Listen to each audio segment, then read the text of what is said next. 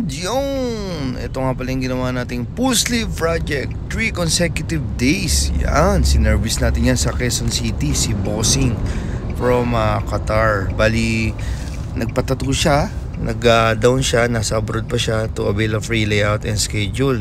Kasi po itong mga full sleeve na to, maabot siya ng 3 to 4 days para pulido.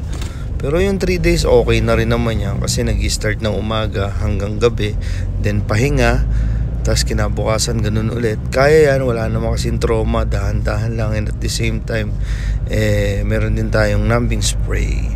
Yan, kung mapapansin nyo, koi na naman kasi yun yung gusto ni Bossing. Gusto niya ng Japanese Oriental. Naka-live yan sa Mewa TV FB page from start to finish. Kaya makikita nyo yung proseso ng paggawa natin ng cover up. Sa cover up po kasi, pwede siyang colored. It depends on sa design. Kasi right choices of design, right choices of colors, and always use opaque. Kumbaga, kaya yan, tsatsagain lang. Ngayon, puro cover up yung ginagawa natin, tuloy-tuloy. Tapos, sa lahat ng gusto magpo-portrait, mag-PM lang po kayo. Bali, on the way tayo ngayon kay Irish Dan. Kumbaga, nagbo-voice over tayo habang papunta tayo doon. Ganun lang sa buhay. Consistent, innovate, huwag titigil.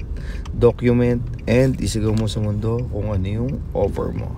Ang gamit ko nga pala dyan ay 11 RS. Gumamit ako ng 11 RS dyan. O 14. Then, yun. Tayong picture muna. So, pag napagod ka, magpahinga ka. For example lang ganito, 10 hours, 5 hours, break ka, pahinga ka. Tapos tayo-tayo lang. Kung nag-yosi ka, yosi ka. Huwag mong pwersahin, kumbaga manglalata ka kasi yan eh. For example, 10 oras, tuloy-tuloy, walang tayuan. Nahihirapan ka yan, kinabukasan, lata ka yan. Dapat 3 hours, pahinga. Tapos tattoo ulit, 3 hours, pahinga. Ganun lang. Kaya 3 days talaga gusto ko para after 8 hours to 10 hours break, kinabukasan ulit ng umaga, then back ulit. Ganun lang. Sistemahin nyo lang. So, ang gamit ko nga palang voltage lagi 6.5. Ngayon, bumibilis yung hand speed natin, kaka-cover up, then alam na rin natin yung tamang pasok ng kulay, lalo na maganda yung balat. Minsan, nagpapalo na ako ng 7 to 7.5, then 4.2 stroke. Sa mga nagsisimula, huwag ko kayong gagamit ng ganong kalakas sa ganong kalaking stroke. Pwedeng ma-overwork, and syempre, pag nasira yung balat, mahirapang gumaling. Tapos, mamumuti siya. So, yun lang, advice lang. Then, ang gamit ko nga pala mga needle dyan ay M1, 19M1 saka 11M1. Sa cover up, huwag na huwag kayo magtitipid ng needles kasi ang ordinary tattoo sa walang cover up, nagkakaroon na yun ng friction. So, kinakaskas nyo sa balat, nagte-tendency na purol din yan. So, pag nagko-cover up naman ho kayo, medyo makapal na yung i-cover up nyo, mas marami yung friction. Kaya nangyayari, mas mabilis siyang pumupurol. So, better na mas maraming needle ang magamit, huwag tipirin para sulit yung trabaho. Nagpe-freehand din naman tayo, pero more on stencil tayo. Pero pag alam natin na kayang iakmado sa paglalagyan, pinifreehand din natin. Kagaya niyang bulaklak na yan. Ang gusto kasi ni boss dyan ay 2 koi sa labas. Nung nasa abroad siya, inedit na namin yan.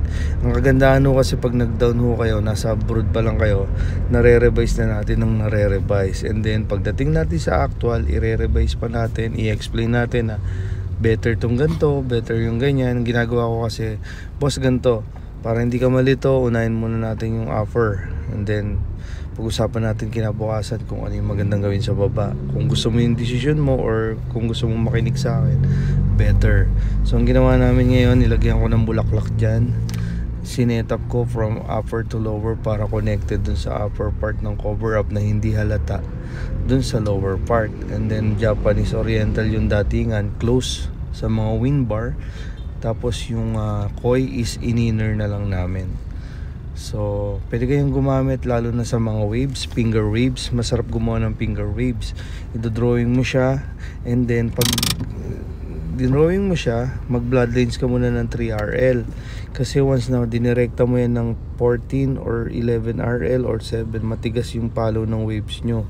Kasi nga, hindi mo siya, mahihirapan mo siyang i-flow dun sa gusto mong waves kasi masyadong matigas yung kapit ng RL na malaki or RS, unlike dun sa 3RL. Pagka nag bloodlines ka kasi ng 3RL, yun yung susundan mo, much better yung ganun. So yan yung dati. Tapos ito yung koi, ayan. So sinakto ko yung koi, tapos sabi niya sa bandang kilikili, wag nang lagyan. Sabi ko, sayang naman, dapat punuin natin kasi nakaya mo na nga yung 2 days 3 days yan pa kayang pampuno dyan sa loob hindi mo pa kakayanin. Using a Tech Product Philippines, MLC Tattoo Supplies, pati yung Tech Glide natin, yan, ito yung natin yung tattoo. Tapos ito yung nagawa natin, yan, combination ng idea ni Bossing at idea ko. Ayan yung sa upper part, medyo dark blue yung ginamit natin, then high contrast yung mga kulay. Tapos doon sa hindi cover up, doon tayo naglagay ng mga vibrant yellow, sky blue, yan, tapos mga orange. Then para connected naman sa taas ng may pagka dark, nag solid block tayo sa mga wind bar, yan. Tapos syempre sa mga ibang part, yan. So be my next client and thank you.